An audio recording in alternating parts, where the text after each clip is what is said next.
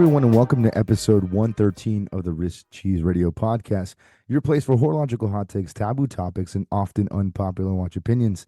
As always, my name is Schmidt, and I'm joined by my good buddy. You guys know him. You love him, Mr. Bro Dinky. Bro, what is up, dude? What's up, my friend? A little later in the week drop for us than usual, but it's just what it is. It's hard to get on the same page sometimes. I know, I'm not I going to know. apologize for it. Please. Doing things at work and trying to coordinate people for like a meeting is hard enough, let alone Yeah, getting people who have lives, kids, etc. together for a and we don't, podcast. and we don't even live in the same area. No, we don't Not live in even the same close. area. We This doesn't make us any money. There's no incentive like that, right? And I we're don't on have a different time schedule. zones, Right, so it's like correct. it is what it is, man. It is what it is like that. So, other than that, I mean, things have been good. I spent the last weekend in Philly, took a trip down there with the family, did all Nice. the touristy stuff, let the kids run up the rocky stairs, Yes. all the That fun. that that is that is the only thing you should do in Philly. I mean, 100%. it's Like number one. Like, and it's number one. I had to Number kind one. of try to, and it's funny, they're 4 and 3, so obviously they haven't seen Rocky, but like I had Yeah. to kind of rationalize it. So I pull up YouTube and I'm like, watch this, and I'm showing him running with all the people behind him, and he gets to the top and he's jumping.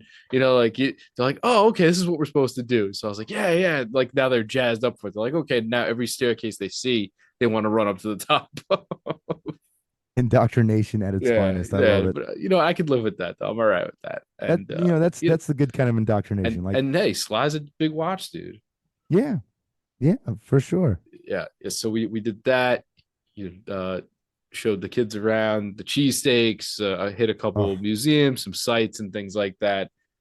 Stayed in a hotel. They were all about the hotel life. I apparently have some bougie kids, so that was funny. every parent has bougie kids. It's Like they just would like every time we'd pass the lobby, they'd see the water with the oranges in it. Like, oh, let's get some orange water. And I'm like, yeah, you guys, it's like the mom and silver spoon generation. I was like, mom and dad don't have this at home. So here's your Ozarka, and you're gonna sit you there and know, shut the hell up. it was so funny. But actually it was pretty neat. We stopped in like this big sort of market that had a lot of like little eateries and shops in it. Nice. And I went over to stand in line to get food, and it's got kind of like a diner counter. It's like a big square, and I'm by where you get the takeout, and I'm looking across, and unmistakably I see a dude wearing a Speedmaster, and I'm like, oh, that's Oh, cool. nice. Like, no, what am I gonna do? Tell my 3-year-old? But I'm like, ah, it's neat, right?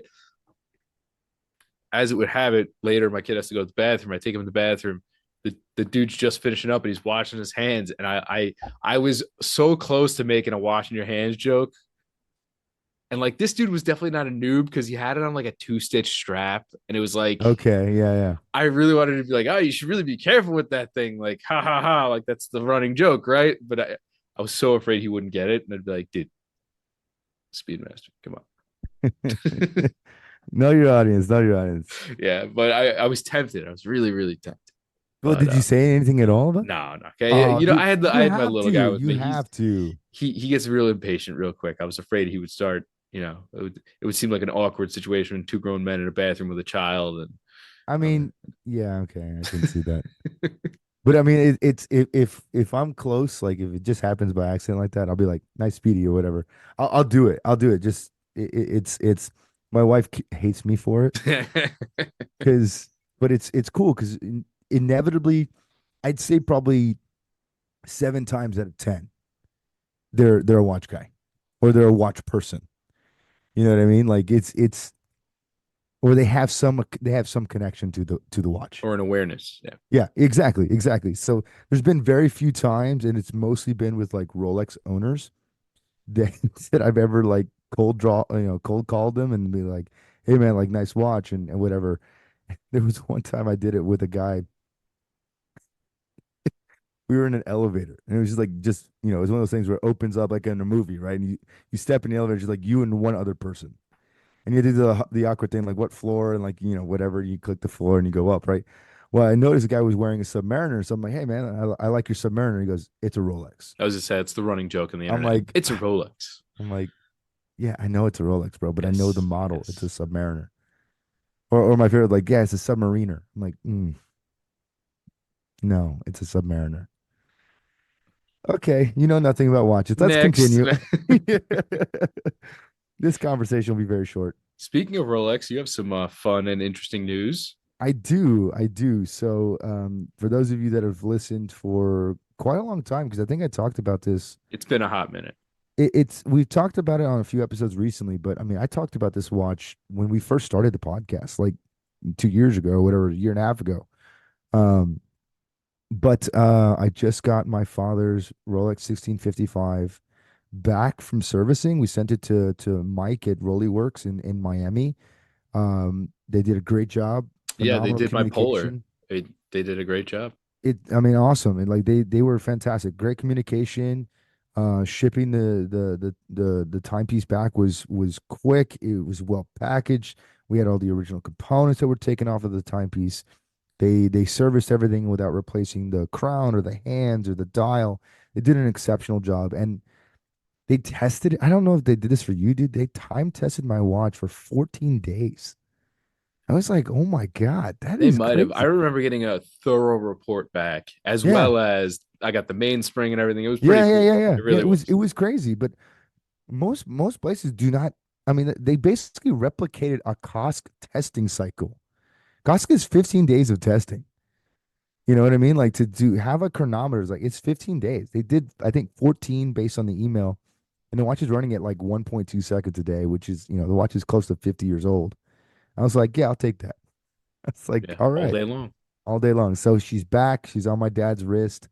We attached the case to a brand new Rolex Oyster bracelet that I had special ordered through a buddy of mine. So if you're listening to this podcast, bud, thank you so much for making that happen. It's not easy that you can just buy Rolex bracelets, but the guy helped me out with that. So shout out to you. You know who you are, and it looks amazing. My dad could not be happier. His dad's watch is back, and it's a watch my grandfather wore for essentially 40, 50 years before he passed in I think it was 2017, 2016, somewhere around there. But we got the watch. Servicing was amazing. So if you're on the fence about servicing your vintage Rolex or any Rolex in general, give Mike at Rollyworks the chance to earn your business. I did a really good job. So shout out Yeah, to you. one of my favorite things was one of the emails back. I remember they said, looking at the watch overall, they're like, we don't recommend you do anything to the case. Like, don't refinish anything. Don't. I'm like, yeah, no, I didn't want to, but it's nice that you tell people that who don't know that. They speak collector, like they speak collector because I was very upfront with them with what we wanted to do, and essentially in discussions with my father and me kind of sherping him along in this, we wanted to maintain as original the watch as possible. Especially because when I shared the story before, it was given to my dad by his college roommate who was a football player at the university that they went to, and he got this watch for free as like a gift from the booster club. And so when my dad gets back from college or from class one day, his buddy just gives him this watch and says, "Take it, whatever." Well, what I found out recently, we hadn't talked about this before, bro, but what I found out recently was my grandfather had a Rolex and he wore it in the Korean War. And I was always under the impression that my grandfather lost his Rolex in a card game. Well, I just got clarification that wasn't indeed the case.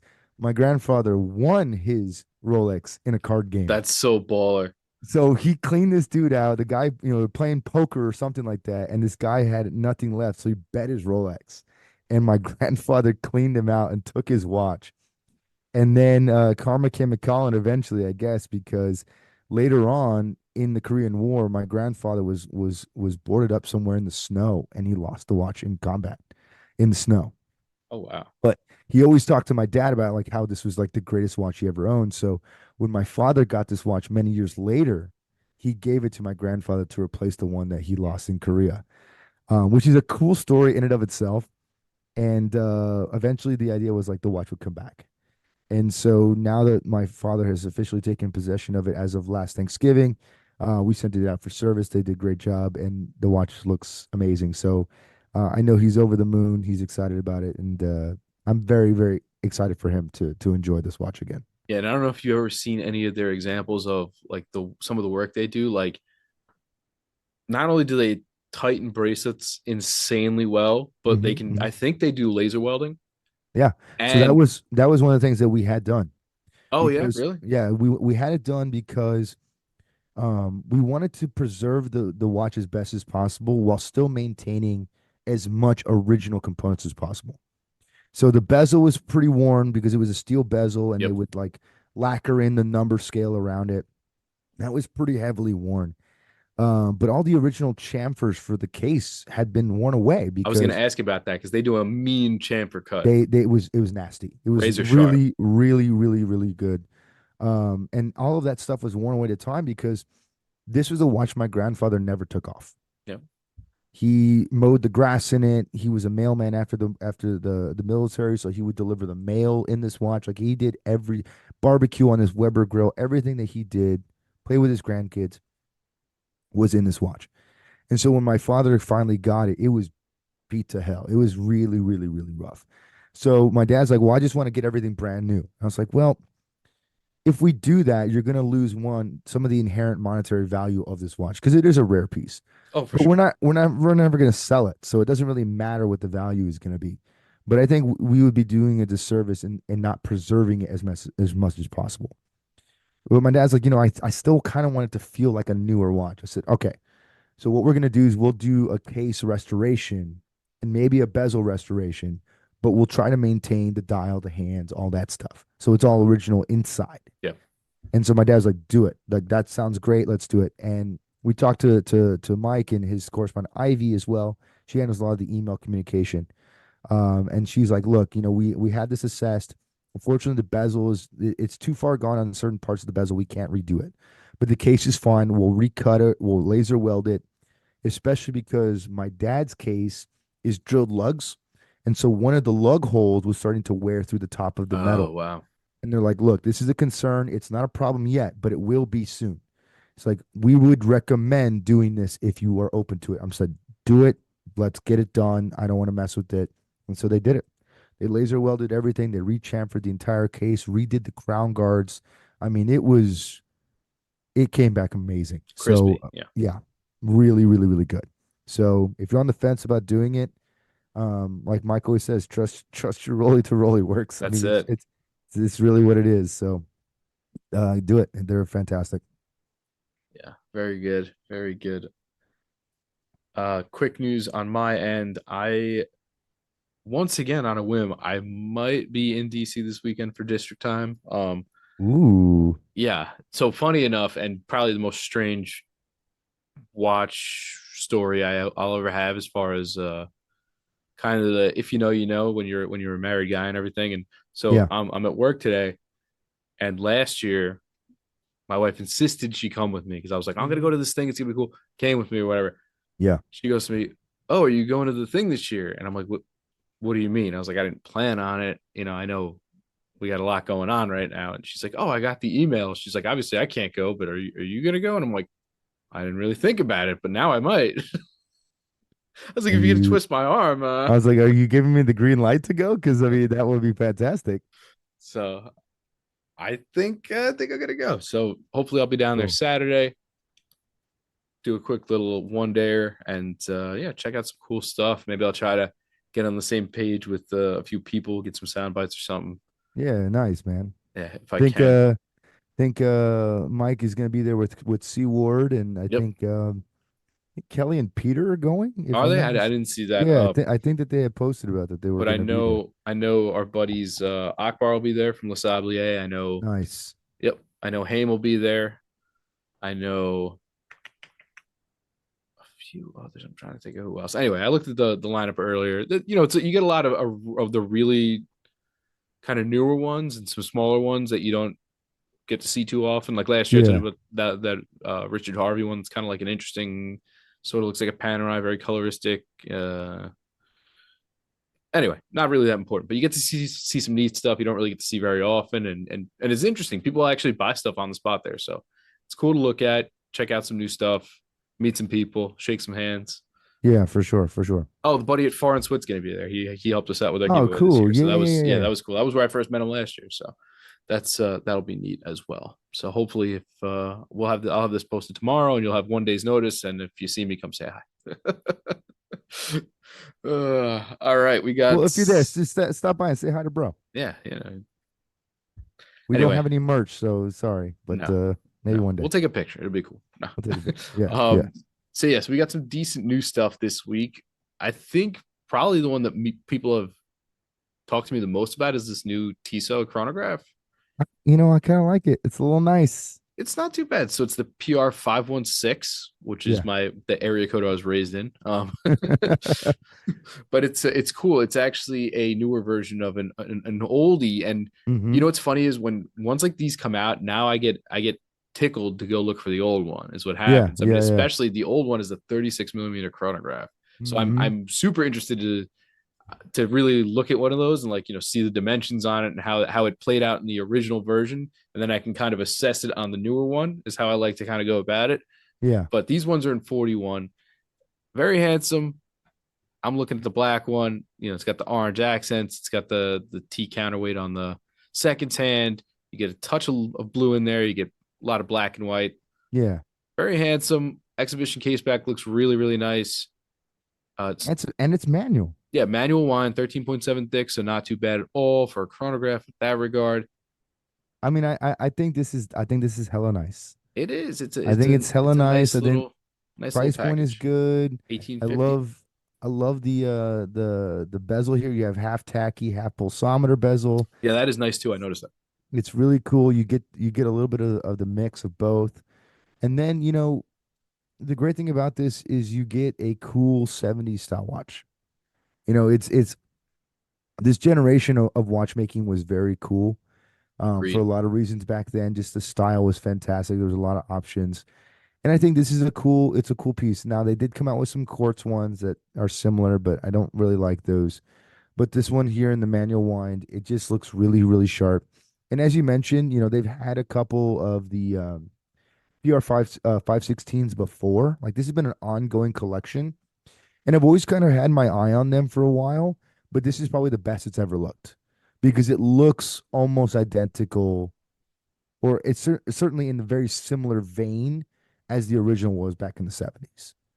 So I'm excited to see it. I think it looks really cool. And, this is one of those watches at 1850. It's not inexpensive, but, for a manual wind chronograph with a high power reserve, you know, good looking style, like why the hell not?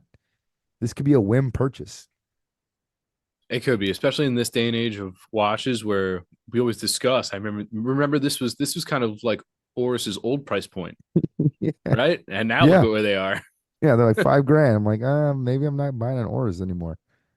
So things have gotten kind of off the rails, but this is still pretty reasonable. It's a nice watch, and I think for somebody who's maybe looking for their first, we'll use the quotes, nice watch. Yeah. It could be one, it could be an only watch for somebody who just is looking for a sporty, something that looks sharp but not Yeah. too dressy. I could see it. I could see recommending this to someone.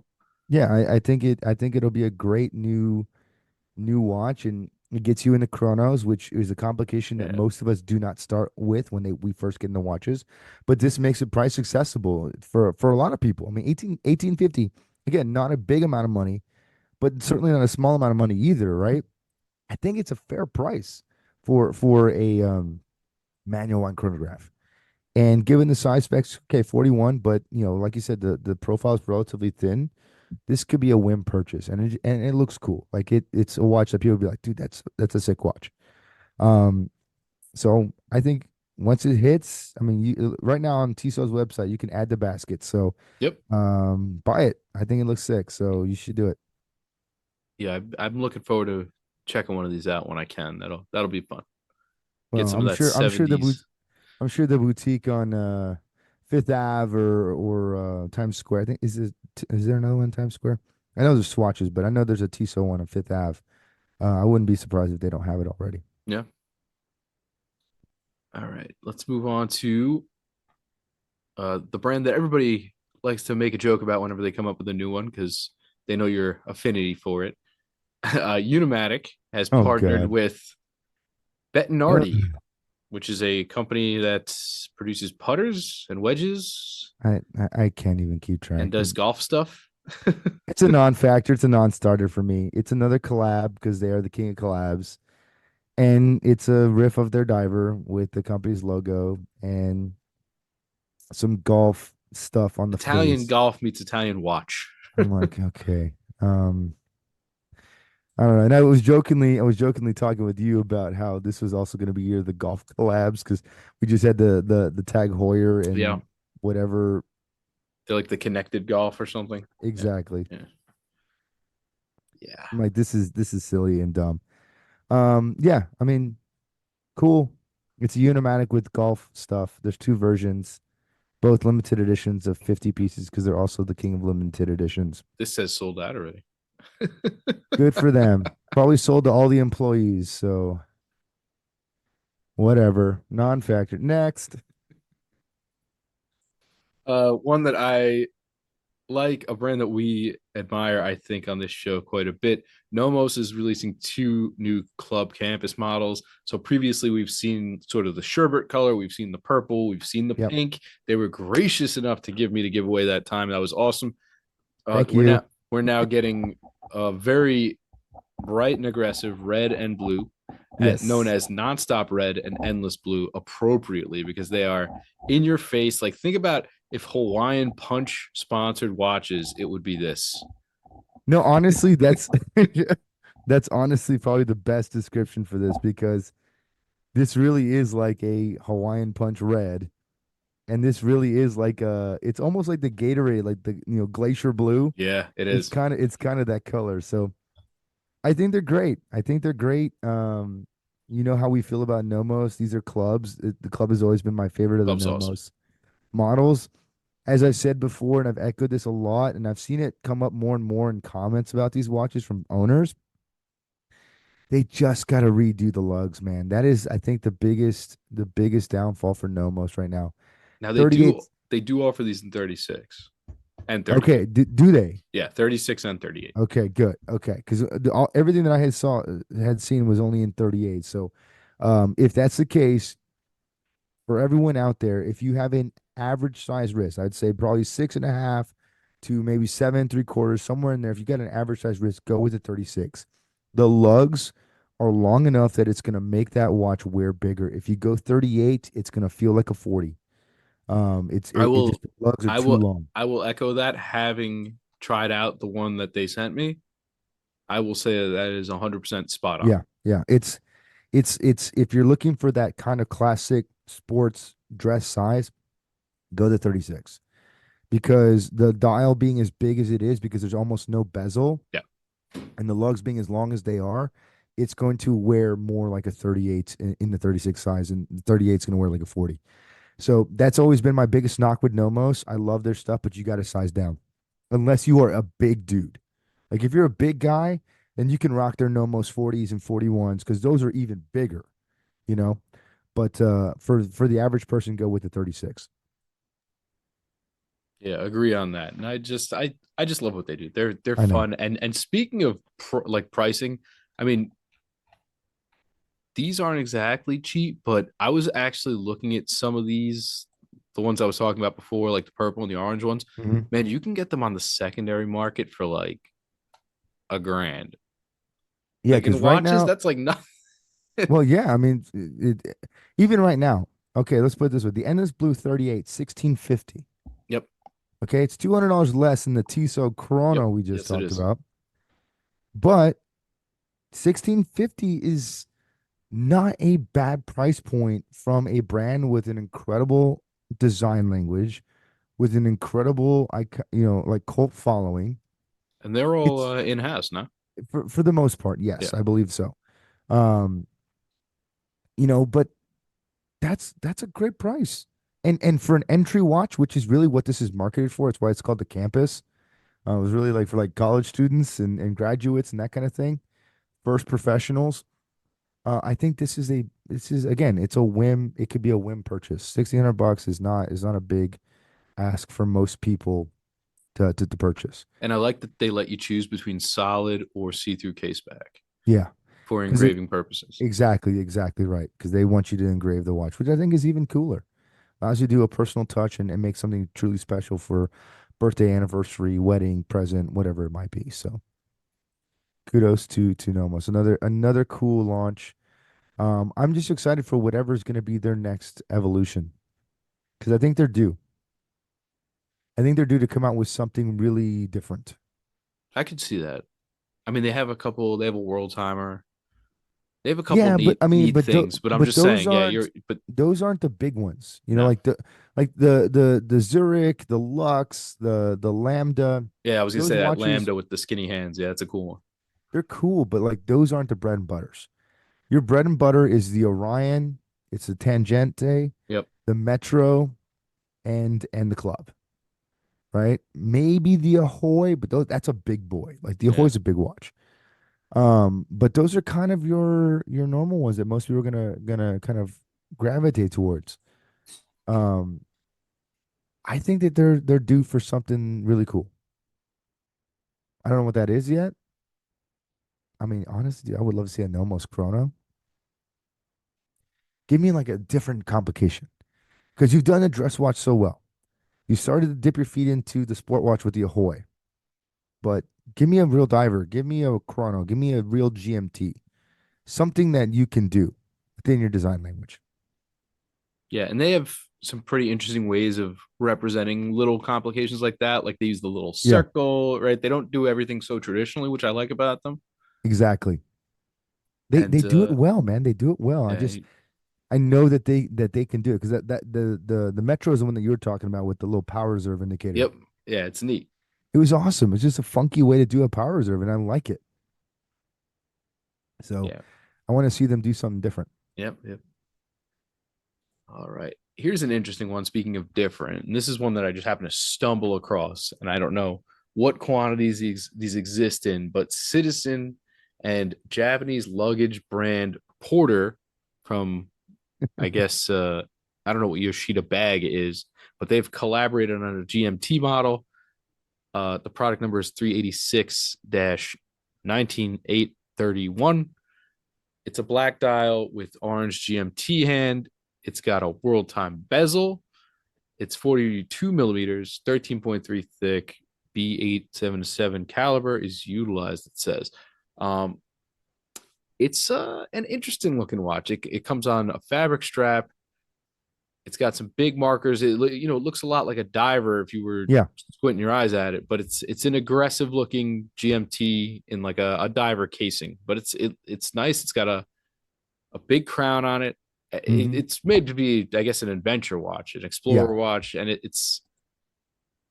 it looks good. It's like I said, it's very sort of masculine and tough, and I guess it's for the outdoor explorer traveler type. But Yeah. It's like Gear Patrol had a baby with Citizen. yeah, I could see It's that. kind of That's the the one. vibe I'm getting, right? Like That's the one. you got you got like you said the world time bezel. It's all kind of in this like James Stacy aesthetic, right? The silver on silver. Yeah, I could see that. Yep. World time bezel. You get a very knurled crown, which looks fantastic. You get a little bit of like an Explorer esque dial with the bright orange GMT hand. Obviously, it's a quartz GMT, but it looks cool. It's on a two color NATO strap with kind of the big D ring style NATO keepers.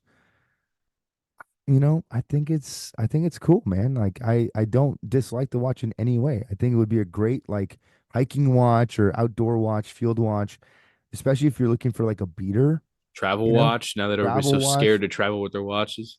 Like this would be a cool low key piece that you could throw on and just let it run, you know, and have no worries about it getting damaged or anything like that. It's just going to continue to work for you. And I think that that's cool. I think that that's really cool. So I like it. As you said, it was a pretty masculine design. I agree with that. Um, I'm looking here too, bud, and I think that they've done a few of these actually in the past Really? I as mean, well. like I Yeah. said, I kind of just stumbled across this one. Yeah, there was a previous version for the 100th anniversary. It was a GMT as well. Dial is slightly different because the original one had numerals. This one has like more of the Rolex style. And they did like an all blacked out version on the bracelet with the numeral dial. So I guess they've done a few of these before. I like this strap not only because it's multicolored, but they put their branding on it, but it doesn't look cheesy. It's like a nice patch. Yeah. It's just blue and white. It reminds me of like the old like JanSport backpacks, like where you had like the patch. It was like the symbol of quality, like you would go to school and like if you had a JanSport like backpack, like maybe it was It just was just me. no, it was that you had that Okay. patch on the back. The It's like, one I was everybody like, had a okay. JanSport back in the day. Well, you did if you were somebody, right? Or at least you thought you were somebody, right? That was kind of like the '90s things. Like you had the nice suede bottom with the Yep. JanSport logo on it, and there's like that was a symbol of quality. It's like that '90s like patch era where everything had like a logo sewn onto it. Yeah, this Very is what cool. I imagine came on all like the LL Bean Hamiltons. Yeah, I mean, right? Like if you think like an LL Bean like pullover with like the little patch on the Yeah, chest, like that. That's exactly what this is like. An old Eddie Bauer sweatshirt. yeah, yeah.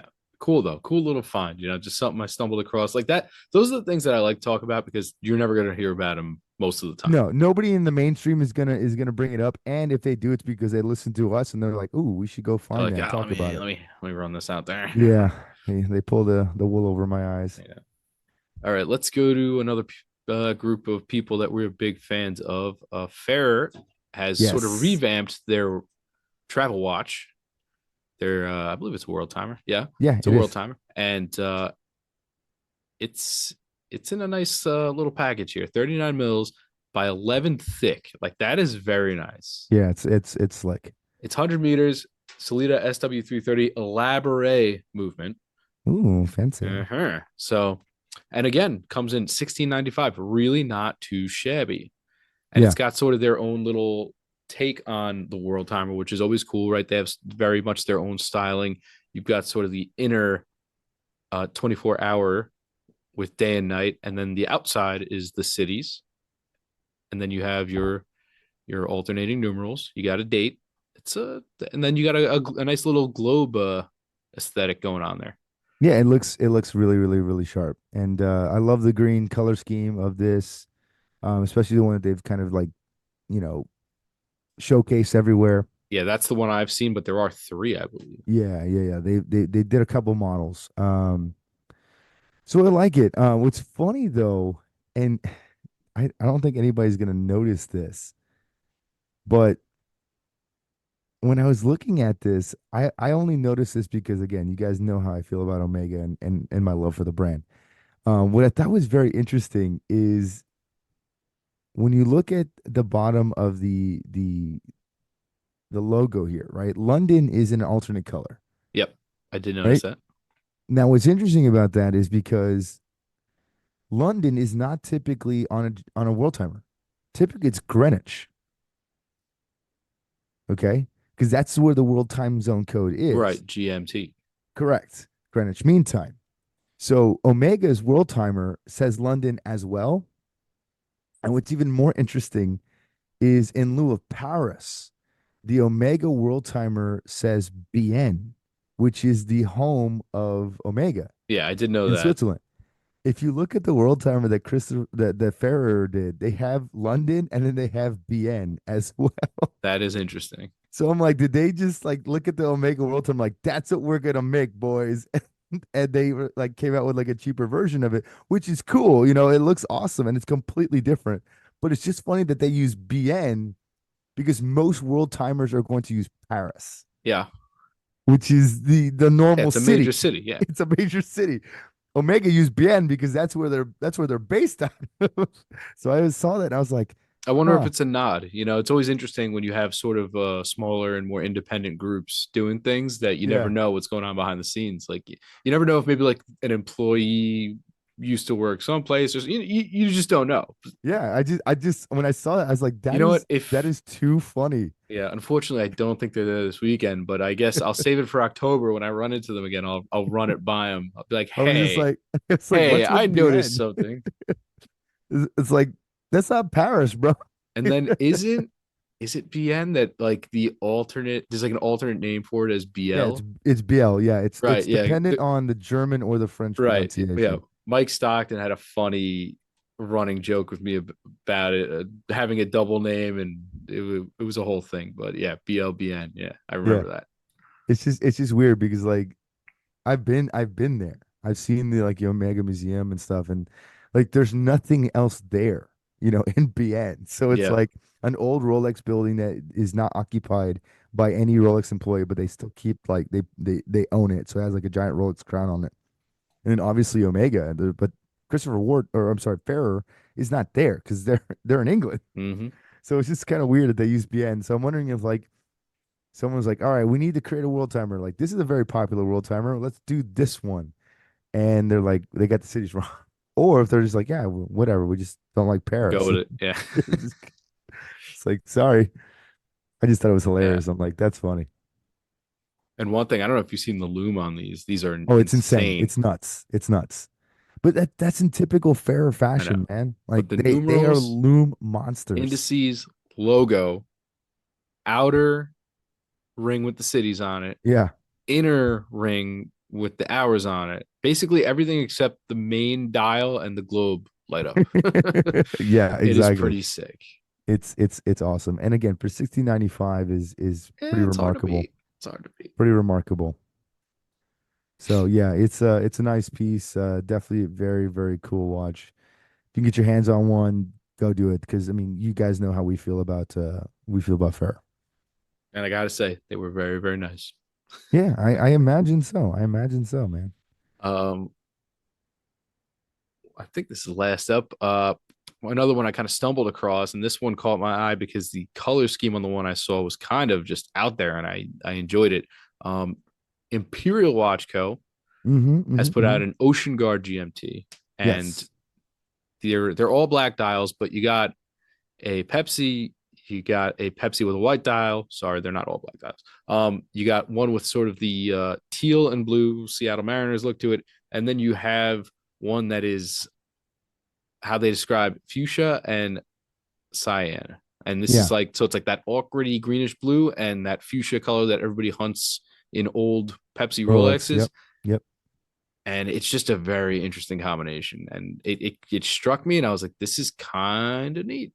Yeah. Yeah. And it's got their look to it. If you're familiar with them, they do a lot of like big triangles and a lot of geometry. And this one's a GMT. It's got a red GMT hand with a gold tipped arrow on it. They got a I guess yeah, there'll be a Martini Olive second in on this one. Yeah. Yeah. Little dated six, and they got not too much text on the dial. Again, the logo throws me a little bit being slanted, but I don't know if it would stop me from buying one. It just You, catches my eye all the time you where know, I'm it's like, it's it's it it's funny. I have a buddy of mine that's in one of our local watch groups, and he had one. He has an Imperial Watch Co. And I think it's the Royal Guard, which is like their diver. It's kind of like in the same vein as like a Black Bay in style, yeah, right? yeah, Um, but I got to see one. The sizing was great. The finishing was pretty good for a watch in, under $500 or whatever. I think these are 450, $500 depending on the yeah. model. Um, and it was really nice. It was really, really, really nice. I was glad I got the chance to take a look at it and see it. And I would be, very happy to see one of these in person as well because they look cool. I love the geometry. I'm okay with the slanted logo because You know what I, I I know realized that vintage it watches used to do that too. it could be an interesting thing now that I think about it. Right, when you look, oftentimes you're not looking at your wrist perfectly perpendicular.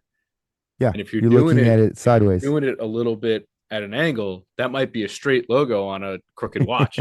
Exactly. That's interesting. But it just looks cool. I mean, like, why not have a watch with a different logo? You know what I mean? Like, it's cool, and these are kind of like Rolex homage pieces or like old Tudor pieces. They also kind of look like the what is it, the scaphograph or something like that. Um, there was an old diver that's Oh, you're right. Yeah, yep. I know exactly which one you're um, talking about. It. dang Yes, we it. talked about it before on the pod. Big, and it Yes, had it had these big aggressive indices correct, on it. I do correct. remember it. It is Yeah, something like that scaphograph. yeah. I think that's it. I think that's it. I just searched it, I didn't see it, so maybe no. Okay, I'm right. It's Eberhard and That was Co. the one. Everhard. Yep. Eberhard and Co. Scaphograph, and it's funny. It's like if you go back and look, The Eberhard and Co. logo on the old Scafgraphs is slanted. Well, there you go. So there's a direct inspiration for some of these pieces in the Royal Guard models. But I like it. I think it's cool. I think they're mostly like 38, 39 millimeter size from what I can remember, and they wear well, they look cool. So why the hell not? Yeah. Yeah. No, I'm not going out to hunt down a vintage Scafograph. Yeah, So, certainly not. but yeah, cool And then watch. just something other little something interesting that we stumbled across that only is only going to fuel our fire here. But Nevada was teasing something Oh yeah. that it had something to do. I can't remember the wording. It had something to do with space, but it wasn't a space watch. They had the little comet in the comment, and I was like, more meteorite. Mm-hmm. Year of the Mm-hmm. meteorite. Here we go. It's happening, bro. You called it. We've called it on the episode. So I mean, their chronograph would look pretty darn good with a meteorite dial. yeah, but this looks like it's gonna be an F-77 with a meteorite dial. That Is would what? also be quite sexy, given that Yeah. it's sort of that kind of Royal Oaky vibe. But it's kind of funny. It's like the Constellation just came out with a meteorite dial. It's kind of in that same like angular case Yeah, design. yeah, you're right. You're right about that. It's like, oh man. That is true. It's like you also have to think about sometimes when you're doing this because like a lot of these projects are planned like a year or two out, you know? Right. It is interesting how Like you get sort of that convergent, yeah. like It's the like could you imagine like, damn it. you almost wonder if like the purveyors or I don't know who would be working with a lot of these different brands like plant these seeds and they're like, oh yeah, dude, not yeah, totally meteorite. Like we used to have a lot of people come by and they'd be like, oh yeah, the hot thing this year is whatever, like some cut of meat or something wild, some piece of fish, Yeah, yeah. Arctic char, something out there, and Everyone's eating tri-tips now. All right. yeah, Tri-tips are the thing. exactly. But they're peddling it to every single bunch, and so every time people go to a different place, they're like, "Oh, tri-tip, here it is," and you're like, Yeah. "Oh, this isn't that special. Everybody's doing this now." But like, Yeah. oh, we had it first. Yeah, it's kind of a weird thing, and I'm wondering if that's It's all Gerald Genta. He's doing it. yeah, it's him. It's, his body from beyond the grave is magically pulling all the strings for all this, which I wouldn't be I just surprised. picture like Futurama where they have like the head. It's just like the head in the case. He's just Floating in the talking to water everybody. solution. Like you're gonna do this. My disembodied head is still a watch designer, and I have more watch designing prowess in my disembodied head than you've ever possessed in your entire body. Yes, yes. I mean, his designs are still fire, though. I'm not gonna No, lie. It's I like mean, there's no denying it. it is what it is, bro. There It's like is everyone no else sucks. there is no He's denying. the goat. Yeah, man. Yeah, and you know what? That's funny. That kind of talks to a slight segue into what we were talking about before Yes. we got on air here, and he's definitely part of that golden age of watches, and it's definitely made a comeback. But it's weird, when things were starting to really come back like that. It was probably around that 15, 16, 17, maybe even 18, and that the sport watch really caught back on. But it's been a weird transition, and we were talking about it before the show where during those days it felt a little bit more like things in the hobby were just a little more enthusiast driven, and i Yeah. know i Yeah. know it's been expanded, and that was a lot of people's goals were to expand it as big as it could be and to bring in as many people as possible. But for me, it feels like it has shifted significantly into not only bringing in new people, but creating just a more impulsive customer, a more flavor of the week type Yeah. styling where you're, Yeah. you're just Yeah. getting, okay, what is it now? Okay, it's GMTs. Okay, it's Meteorite. Okay, it's whatever it might be, and we've seen that. We've seen Pepsi bezels. We've seen colors get hot. We've seen, and it's thrown in your face, then it's gone. And then here's the next thing. And it's Yeah. everywhere. And this is the right? It thing. And everything drops in a limited edition, right? Availability is always a key attribute that people ask when they see a new watch. They talk about, is it available? Is it boutique only? Is it Yeah. limited Yeah. edition? right? And then you're seeing these things like sometimes we have just drops, right? Where a watch will drop and it's like, here it is. You can either come get it or sometimes you can order online and then it's gone. And it's just created this sort of impulsivity. And, you used to see it a little bit back when Hodinkee used to drop their vintage stuff on Wednesdays. They would Yeah. sell out real quick, Oh my God. It like was almost to the point instantaneous. where it's like you don't even like you wouldn't even bother checking because if you saw the post and 5 minutes had gone by, you knew everything was gone. You know what I Yeah. mean? Yeah. So But it's interesting because you're absolutely right. It's like this whole drive for this corporatism, and we've touched on this a little bit before, but it's just like this idea that everything is just it has to happen so fast, and it's like this FOMO phenomenon is just insane.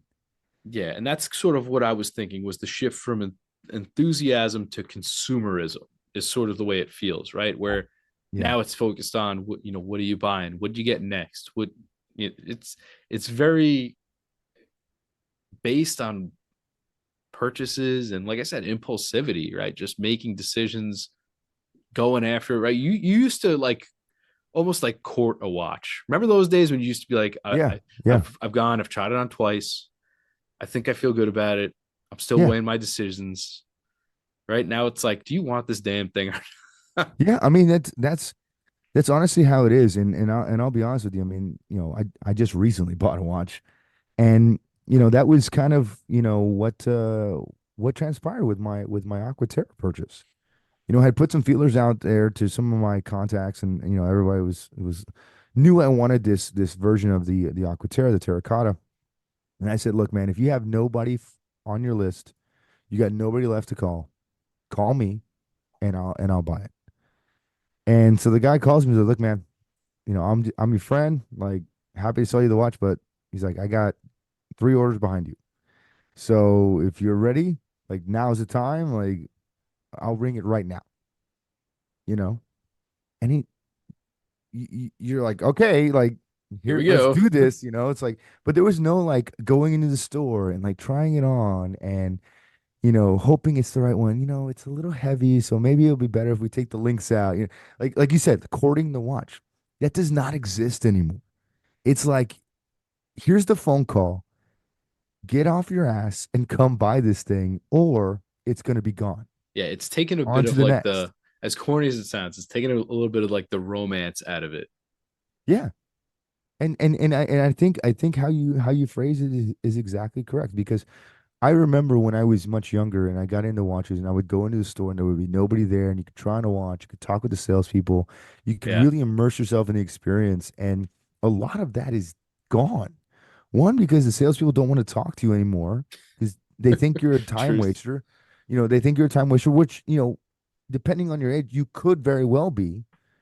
But, you know, that's part of the problem. That's why everything's so driven on this new consumer that is like, it's a fly by night consumer. They're loyal when they want exactly what you have, but the moment you don't have what they want, they don't care about you. They're not trying to continue a relationship or continue to bond with the team or the salespeople or whatever and make that relationship grow. It's very strange. And we've all fed into it. We've all played the games, you know? We've all got on imaginary wait lists. We've all, contacted all the dealers under the sun and, tried to get these mythological pieces that are just pieces. I remember the days, and it seems like a distant memory now, but I remember when you could go physically try on a Submariner Yeah, I do and too. buy one.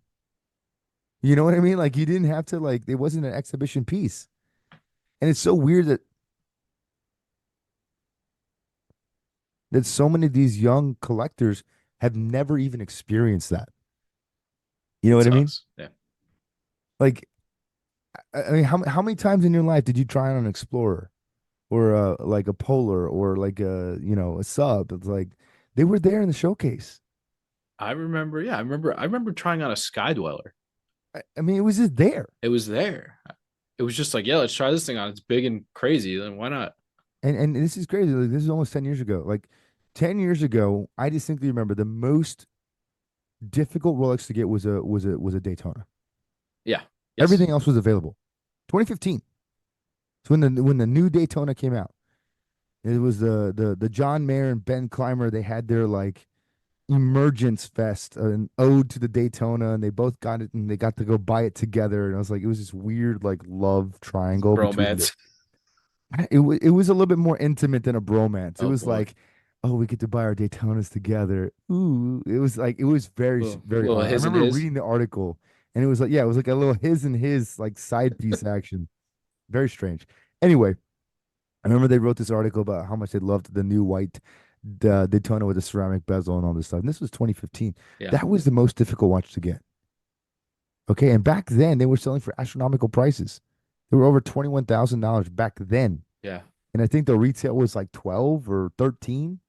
It certainly wasn't what it is now, but that was the only watch that was difficult. Yeah. I remember my local dealer had both the white gold Pepsi and Batman. Yeah, Always there. just chilling because nobody wanted to buy those watches. They were too expensive for most dealers. Right. You had a very, very, very specific clientele that would buy those watches, but you had to stock them. You know, the watches that most of these dealers were selling were, they were selling blacked out subs, date, no date, maybe the occasional date just, but the watches that really everyone wanted was sub and the GMT Master. Like your Batmans, oh God, like that was a hard watch to get. Was a Batman back in the day when that first came out. That was like a ridiculously difficult watch to get. But even the standard like black bezel GMT, like people wanted it. Yeah. I It was remember just a the easy Hulk was selling. not cool, man. The Hulk was Everyone hated the I had a Hulk. dealer who would I expressed interest in one before it was It's popular, like, you want to buy this? and they called me from New Jersey and were like, "You can come pick it up now." Yeah, it's like get it out of my showcase. Exactly. It was No, really that. I mean I've heard stories of old contacts and stuff that they told me it's like, dude, we were selling Hulks at like 10% off, 15% off because we couldn't get rid of them.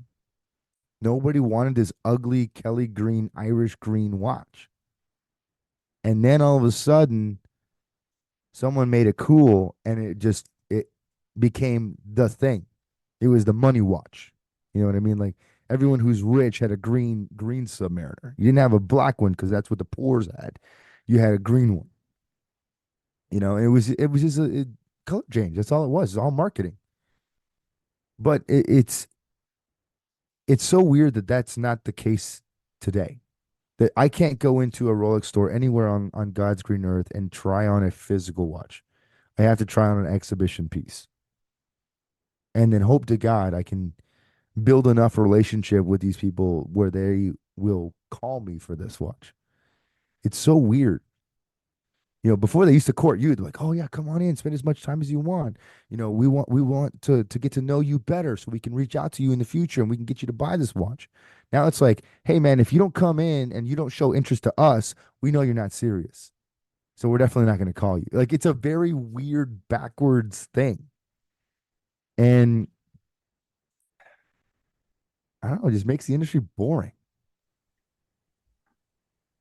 So there's that, and then the other thing that struck me as sort of weird because this is sort of a it's not really a youngster hobby.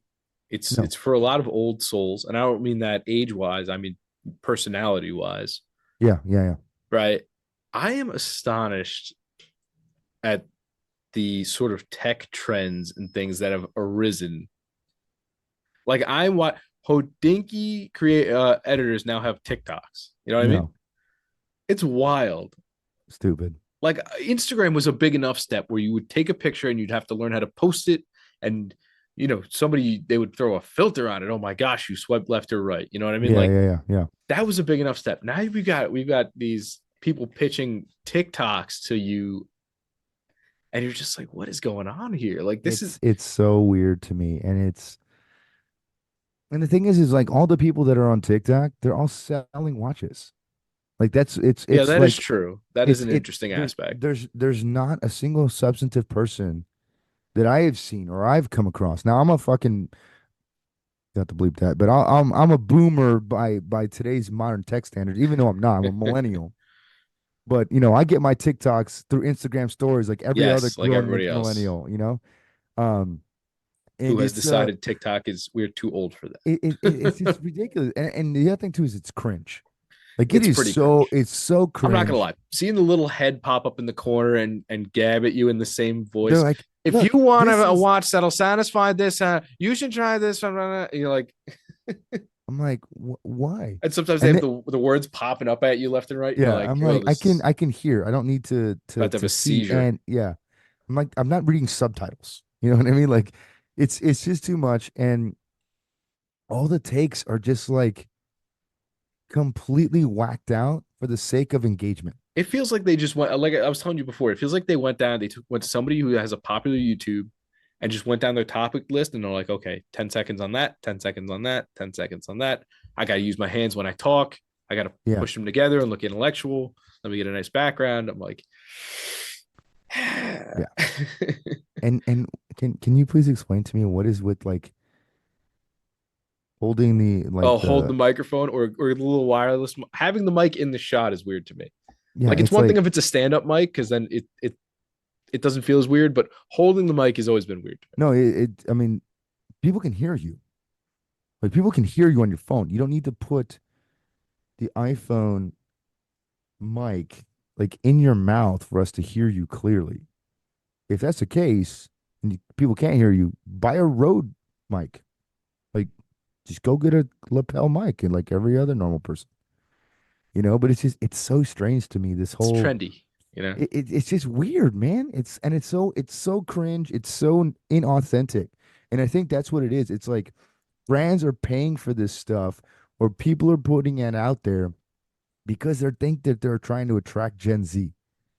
And we discussed this last week. That And Gen Z doesn't give a Gen Z does crap. not. Yeah, if there was a market, if somebody gave me the entire spectrum of the markets and who's not going to buy your watches, I would say Gen Z.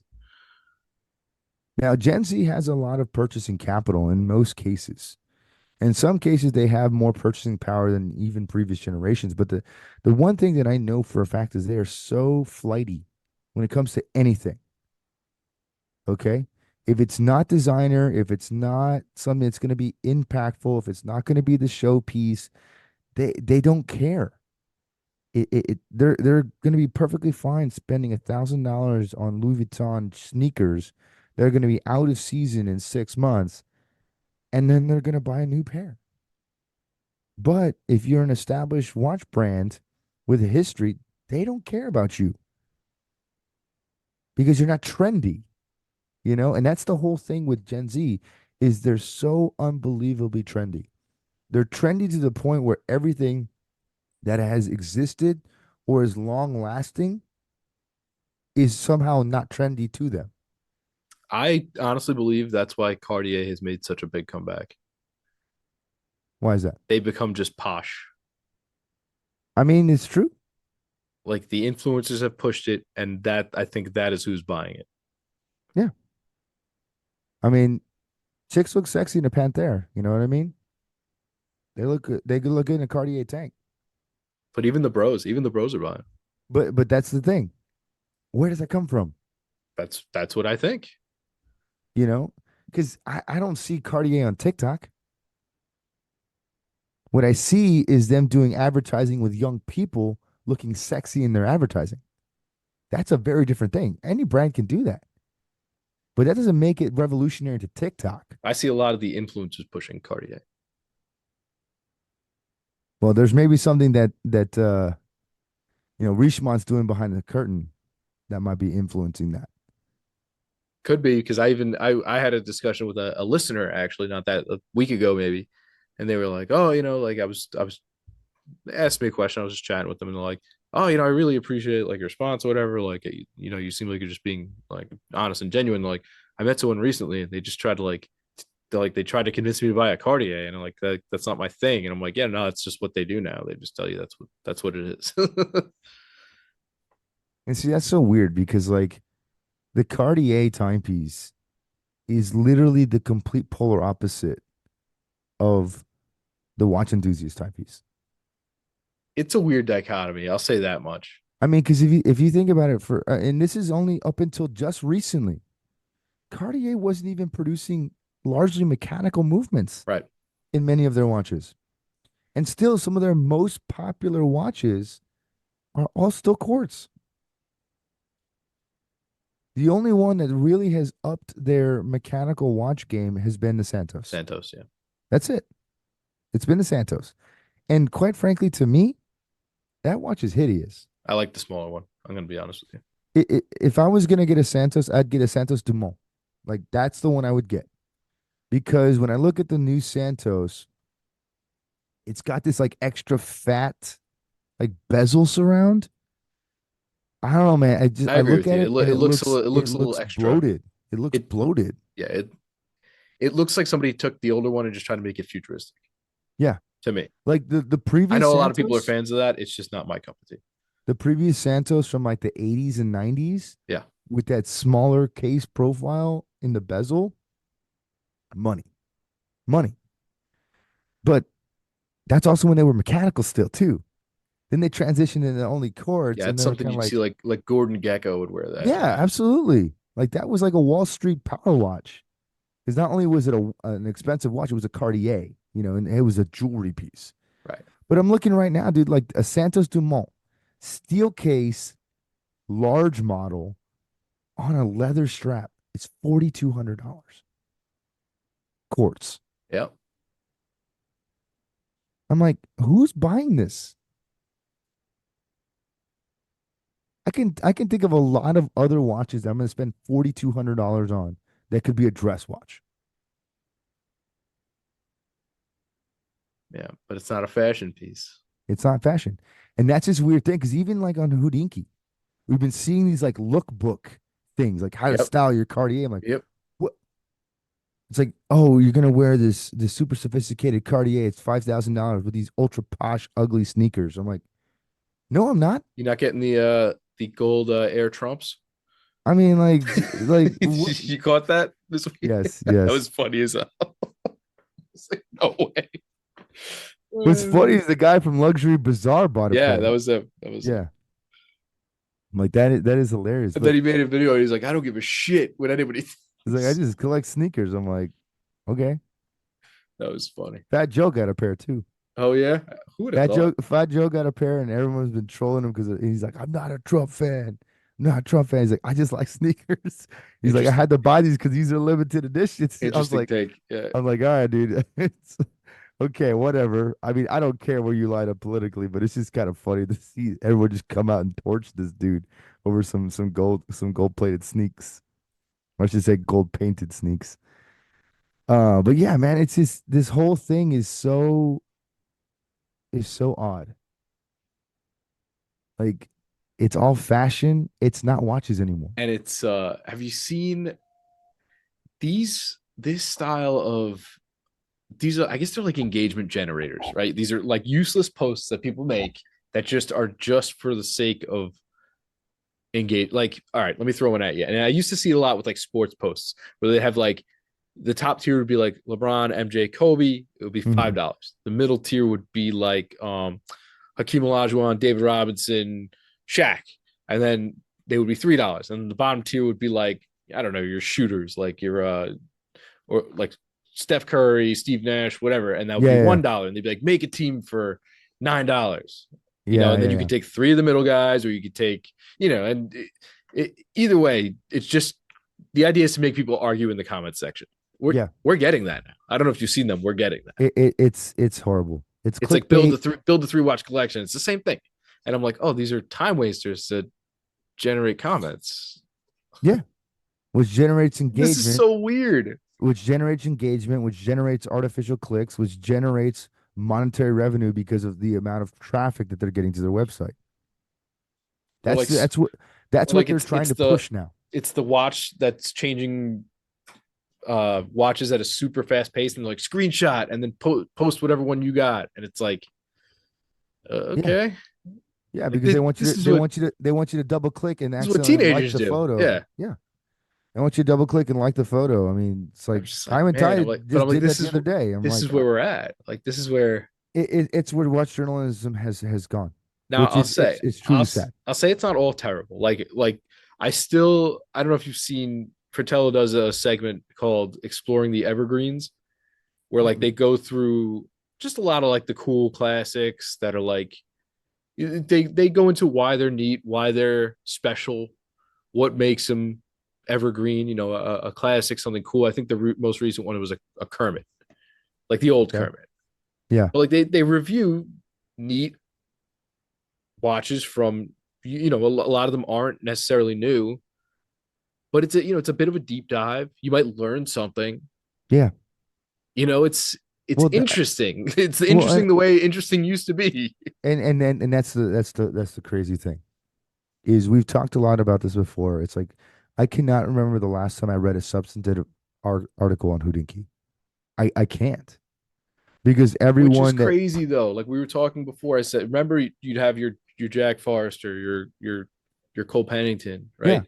And you'd sit there and read it, and it wasn't necessarily selling you a watch. It would be at an event, right? You would go to Goodwood or something.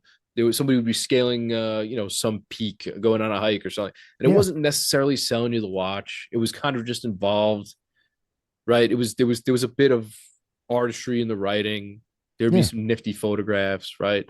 It was, and again, did I like to clown on that stuff? Yes, because it was a very typecast type thing, but it was artistically well done. We can't take that away from them, and they were good writers. I mean, I can honestly say this. The last thing that I truly felt was substantive from Houdinki was last year when they did the deep dive into American watchmaking, like the video series of time across America. I think it was Danny Milton that did it. And I think he shot some stuff with Cole Pennington and all. That was really cool. It was a video series. It was like 4 parts or 5 parts where they went through like old Hamilton, Lancaster, Pennsylvania, and they went to vintage museums. Like it was a great video series.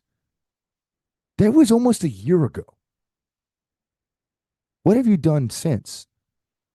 And now all of the talking watches, I can't even stomach them anymore. I can't because it's like dudes with like 3 watches and they have somehow a magical collection that gets them to be on talking watches. I'm like, who are you? I also kind of liked when it used to be people that were not necessarily like huge nerds, but they just liked stuff and they would buy it and they'd be like, I bought this because it was neat and it was a good color. And like Yeah, when they'd have this some of the purple watch. athletes, yeah, It's like I bought a purple watch because I like purple. I'm like, that's a fair answer. You yeah, know. Now it's like I saw on your website talking watches 3 years ago that this was the watch to get, so I made it my decision that that was going to be the one. I was like, this is so coerced and yeah, forced that it's like it's cringe and yeah. tragic. Like I remember, I think it was Andre Iguodala. He said, somebody told me when I get in the league and I hit a good contract, I have to buy this Rolex. And he's like, that's why I bought it. And I was like, all right, that's like a neat story. Like they Yeah. said, when you make it, you have to get it. And he's like, I got it. I was like, all right, that's cool. But there's authenticity in that, you know? Joey Bats is his nickname, but Jose Batista, he had a ton of like Bell and Rosses. That's just Yeah. what he was into. And I was like, all right, it's fair, it's neat. But He's like, I again, like it's the big honest. squares. Yeah. It's honest. It's honest. And that's what we are missing so much right now. Everything is forced, everything's coerced, everything is strategically marketed. There is no Yeah, the authenticity or spontaneity. originality ever. And Spontaneities. it's gone. It's gone. Like to this day, one of my favorite Talking Watches episodes was David Robinson. That was an amazing episode. Okay. I used to be a massive Spurs fan. I The used to grow Admiral. up watching the Admiral play with Tim Duncan, Tony Parker, Manu Ginobili, and to see him from my hometown in the middle of nowhere, to see him on Talking Watches with Houdinki, it blew my mind because I didn't even know he was a watch collector. I was like, this guy's even cooler now than I thought of him before. But those types of like deep seated videos are gone. They're dead. Now they have any random dude doing talking. I don't even know who these people are. Like not only are the guests random, the people doing the interviews are random. It's like I don't know you, and you haven't Yeah, written you anything you that do gets me lack excited. you do lack that emotional connection. Or at least the reverence that you would have for somebody who you were like, all right. Like at least even like if like with James Stacey put something out, at least you still have that. You're like, all right, this dude, I know him, I'm familiar with him. Yeah, I know he's got a resume. I know his work. Yeah, and thank you, James, for writing the how to use your GMT bezel. He published that yesterday. Actually, probably the most recent informative article they've coming out of Houdinki in months. Everything else is now like celebrity lookbooks and like, oh, we're at this art gallery and we saw some dude wearing a gold Nixon, so we decided to post about it. I'm like, what is this? You took my hobby and you destroyed it. You corrupted the blog sphere for it. Well, I gotta say, it probably has to do with a certain someone buying everybody up. Well, that's true. Yeah. So Freaking LVMH. uh, Yeah, they own everybody. that's kind of what it is. So And there that's you and go. that's That's where the consumerism comes in. and that's the next step. I was talking to a content creator before who will remain nameless, but a very famous one is all I can say. Huge following. And he said the next evolution is brands directly buying all the voices of content creators, where they won't even be sponsored ads anymore. They're just going to be paid under the table. You'll have no idea it's happening, and they're just going to be fed all this information for them to articulate and to change the algorithm so that you see it. And that inherently will be the next level of marketing. And when he said it, it immediately made sense to me that that was probably, if not already happening, very soon to happen. Not for nothing. Tag Heuer, I already did your dirty work. I got you your Mario watch. Let's just make it happen. Just sign me up now. You're a they own you too. It's fine. We can make it happen. Let's just do it. Let's just do it. Don't give me Yeah, any of your garbage watches. I'll do any of those glass boxes. You want me to push those? I'll push those right out. We'll make it happen. Give me the skipper. yeah. I'll take a skipper. I mean, I'll be happy with that. I'll be That's what happy I'm with that. saying. Let me push those. I'll push those all day long. It's like I'm not doing it. I'll I'm take a not pink doing your Dow Carrera. not doing your golf connected. I love golf. I'm not doing it. Yeah, that's the hard line. Ain't no connected watches on my wrist. Ain't no connected watches like that on my wrist. I'm definitely not spending $1,500 for Even for a Aqua Racer. I can do smartwatch. Aqua Racer. Why not? Monaco, sure. Look, there's a lot of watches I like from Tag. But I'm just saying, they need it. They need a boost, Hey, and they ran with my idea. he I'm he sticking with he's that. he's ready. He's ready and willing to promote your brand. To sign that secret paycheck How over to much if I him. get a neck tattoo like the kids do these days? How much Please would you don't, pay? please don't get a neck tattoo. No, never. Are you kidding As me? long as you wear it with an ascot, you'll be cool Nah, and bro. I have trendy. way too much stubble for that. That would hurt like hell. Be a horrible, be a An horrible ascot would fit though. I would show up at all the LVMH events with my ascot. and a neck tat, dude. You'd be right at home. You'd be I'd like be this. holding the iPod headphone next to my face and trying to tell you how to pronounce things. Yes, exactly, exactly. Tourbillon. Tourbillon. Yeah. I don't know, man. It's just it's a weird thing. I know we had talked about maybe not bashing people, but I just don't give a crap anymore. I'm tired of it. I think the industry as a whole has just been creatively lazy and bankrupt. And there's very few people. I don't think we say anything that's that mean. I think it's just it's a it's a narrative on the whole industry right now. It's a narrative. But It's but talking that's about my stuff that point. we fell in love with and stuff that sucks now. That That's has my point. faded away. Is I used to I mean I've shared this before. I used to frequent Houdinki 4 or 5 times a day because there would be a new article dropping like almost religiously on the website. The Now you're lucky you get one a week or two a week. Yeah, the Basil World was always my favorite. Basil Uh, World Week because it was just every 30 seconds. Beep beep beep It was beep beep. just bam, bam, bam, bam, bam. And there was always something about a $14 hot dog. I mean, yeah, and paying for the Wi-Fi and sitting on the Yeah, floor that while was you always plugged in your funny. But yeah, laptop. watching them scrunched up in like a little chair trying to write to like a laptop was always very funny. I But it's enjoyed it. like they did it, and those people did it because they loved it. They loved giving the fans, their people, the content because we wanted it. There was always a good joke about Tweed to be had. I mean, even now it's like we have Watches and Wonders looming in just a few weeks, and it's like I'm not even excited. Like I'm not even excited.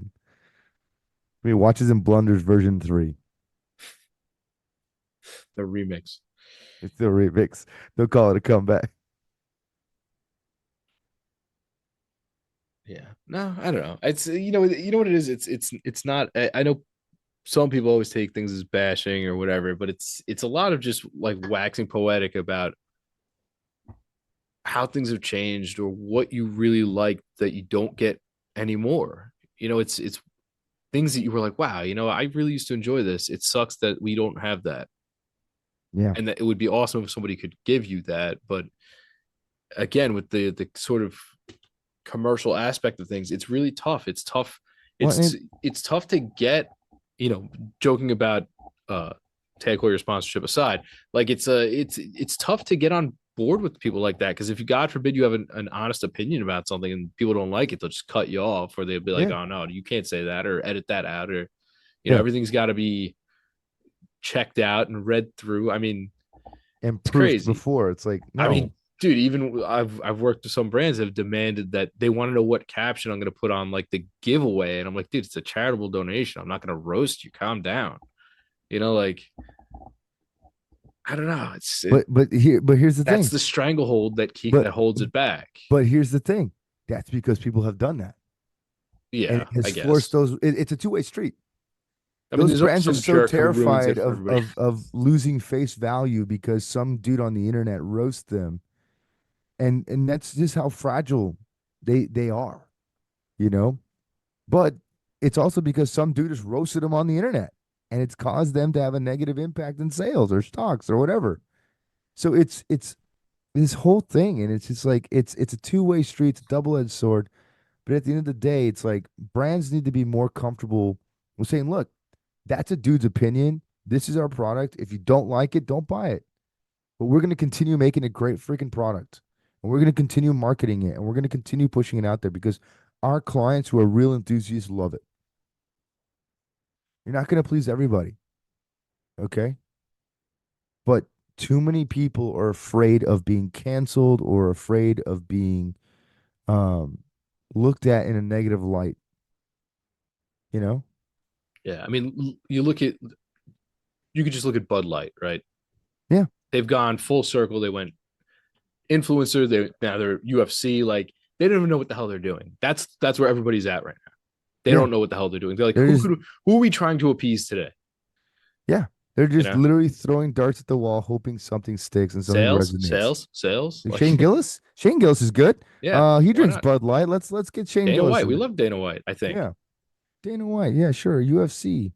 Kid Rock also likes us now again. It's Yeah, he's back. He's back. like Machine guns put away. It's fine. I It's can't keep weird. track. Just weird. I can't keep track. But it was funny. There was this meme that was going around. It wasn't really a meme, but it was like a video. It was like a really famous bowler. I have no idea who it is, but he had this big statement during one of his interviews, and I think it was like retiring game or last performance or whatever. And he goes to the camera and he goes, "Love me or hate me, you still watched." And that was like his final statement. That's pretty gangster. I was like, "That's the most gangster sport like hype statement I've ever heard from anybody in recent memory." And it was a dude who bowls. He's like, "Love me or hate me, you still I watched wonder me." if I that's was the like, same "Damn." dude. Did you ever see that clip? The guy he wins on a he rolls he wins and he's like whoever you think you are, I am. Like it's like a classic like clip all over the internet. Like, but the guy is It's jazzed up for bowling, and probably I'm like, him. It's dude, probably him. How many yeah, like crazy bowlers are there? right, But no, this guy's right. like world class bowler, and obviously the biggest statement like that, he probably had some people that hated him too. So he was probably that guy. But he's like, "Yeah, love me or hate me, you still watch me." I was like, "Damn, that is true. That is some boldness there." But it's the reality. It's like, no, you're not going to appease everybody, and to try to appease everyone, whether it's Gen Z, whether it's reviewers, whether it's a YouTube personality, you are going to fail. You can't do it. I mean, there's a lot of brands that we love that will continually let us down on certain things, and that's okay. But we are going to call balls and strikes. It's what we set out to do from the very beginning when we started Wrist Cheese. It's what we are going to continue to do, and we're going to be honest and open and fair, and we're going to judge how we feel things should be judged. It's like I share no secrets about Unimatic. I don't like them right now because they don't do anything differently. Is that a criticism? Yes. Is it a valid one? Also, yes. Is that going to be the same opinion of everybody else? No. I'm not going to try to force it to be. No, they sell watches, so.